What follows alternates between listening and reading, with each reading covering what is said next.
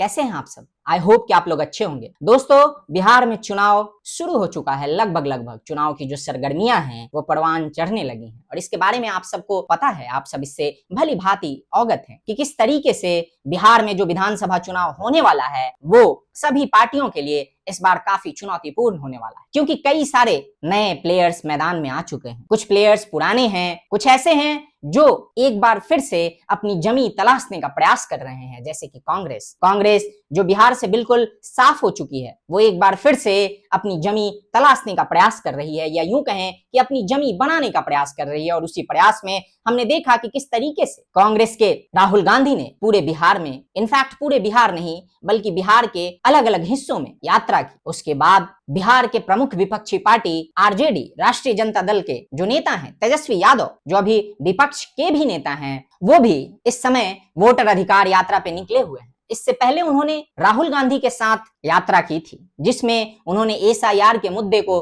पूरे बिहार में भुनाने का प्रयास किया, लेकिन उस यात्रा से हुआ कुछ नहीं, क्योंकि राहुल गांधी ने जिस मुद्दे की शुरुआत एक अच्छी खासी और लंबी चौड़ी प्रेजेंटेशन के साथ की थी, बाद में जिस व्यक्ति ने उनको वो डाटा दिया था, जिस डाटा के भरोसे उन्होंने वो सब कुछ किया था, वो पलट गया। जो यात्रा उन्होंने इस मकसद से या बल्कि इस सोच से की थी कि बिहार में उन्हें काफी मदद मिलेगा, और न सिर्फ बिहार में बल्कि बिहार के अलावा बाकी जो राज्य हैं जहां पे आगामी समय में चुनाव होने वाले हैं, वहां भी वो इस मुद्दे को भुना पाएंगे। लेकिन दोस्तों, ऐसा हुआ कुछ नहीं और ना ही कुछ होता हुआ दिखाई पड़ रहा है। लेकिन एक चीज तो हुई, और वो ये हुई कि कांग्रेस का जो मकसद था कि किस तरीके से वो आरजेडी के साथ ज्यादा से ज्यादा सीटों पे बार्गेन कर सके और ये बता सके कि कांग्रेस ने एक बार फिर से बिहार में अपनी जमी तलाश ली है। कांग्रेस जो बिल्कुल साफ हो चुकी थी बिहार में, उसको एक बार फिर बिहार में अपनी जमी मिल गई है, और उसके बदौलत वो आरजेडी के साथ ज्यादा से ज्यादा सीटों की जो मोल भाव है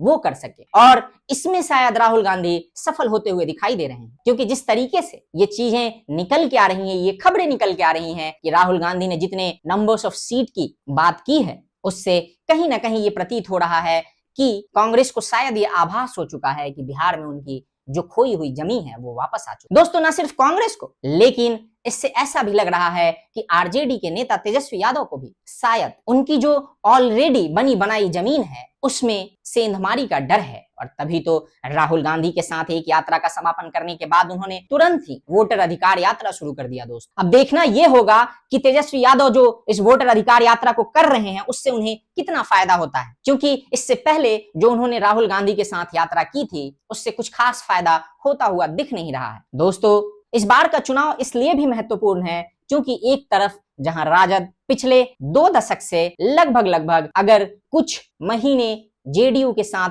जो गठबंधन की सरकार बनी थी उसको हटा दें तो 2 दशक से सत्ता से बाहर रही है। आरजेडी यानी राजद अपने उस जमीन को वापस से पाने की कोशिश कर रही है, जिसके बलबूते कभी 2 दशक तक तेजस्वी यादव के पिता लालू प्रसाद यादव ने बिहार पे शासन किया था, और वो ऐसा भयावह काल था बिहार के लिए जिसमें बिहार को न जाने क्या क्या उपमाएं मिली, किन किन उपमाओं से सुशोभित किया गया बिहार को, जंगल राज और पता नहीं क्या क्या। बिहार ने वो दंश झेला, बिहार ने वो बदनामी झेली, न सिर्फ भारत में बल्कि पूरी दुनिया में। न सिर्फ बिहार ने बल्कि बिहार के लोग, बिहारियों ने, बिहार वासियों ने भी उस दंश को झेला, और वो उसे आज तक भुगत रहे हैं। और ये मुझसे बेहतर कोई नहीं बता सकता, क्योंकि मैं खुद एक बिहारी हूं। तो दोस्तों, एक तरफ जहां 2 दशक हो चुके हैं लगभग आरजेडी को पूरी तरीके से सत्ता में आए हुए, वहीं दूसरी तरफ कुछ ऐसे नए प्लेयर्स भी बिहार में एंटर कर चुके हैं जो अपने आप को एस्टैब्लिश करने का प्रयास कर रहे हैं, जैसे कि जनसुराज पार्टी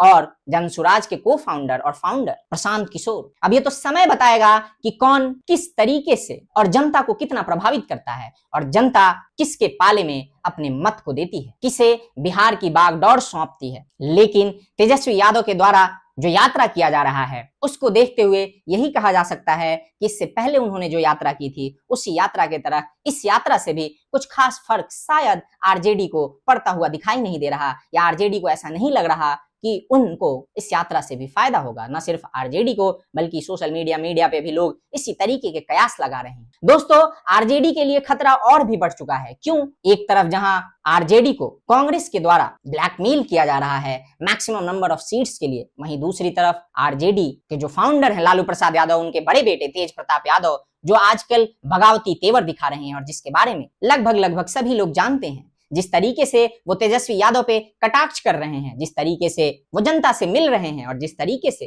तेज प्रताप यादव को जनता के बीच रिसेप्शन मिल रहा है, जनता से जिस तरीके का रिसेप्शन मिल रहा है, उसको देखते हुए ये कहना बिल्कुल भी गलत नहीं होगा कि आने वाले समय में आरजेडी को अगर एक बार को हम हटा भी दें तो तेजस्वी यादव को काफी चुनौती देखने को मिल सकती। और तेजस्वी यादव का जो सपना है, न सिर्फ तेजस्वी यादव का बल्कि लालू प्रसाद यादव का जो सपना है कि जीते जी मैं अपने बेटे को एक बार बिहार का मुख्यमंत्री के तौर पे देख लूं, शायद उसके पूरे होने की संभावना जो है वो कम ही प्रतीत हो रही है। दोस्तों, ऐसा हो सकता है कि आने वाले समय में आरजेडी टूटे, या ऐसा हो सकता है कि तेज प्रताप अपनी नई पार्टी बना के और न सिर्फ आरजेडी को बल्कि पूरे बिहार में चुनाव लड़ने का प्रायोजन करें और बाकी पार्टियों को भी चुनौती दें। क्योंकि अभी जिस तरीके से तेज प्रताप यादव के कटाक्ष चल रहे हैं, जिस बगावती तेवर को वो दिखा रहे हैं, उसे देखने, सुनने और समझने के बाद कोई भी यही कह सकता है कि शायद तेज प्रताप यादव को काफी गहरी चोट लगी है या उनकी भावनाएं बड़े गहरे तौर पे आहत हुई है। बहरहाल दोस्तों,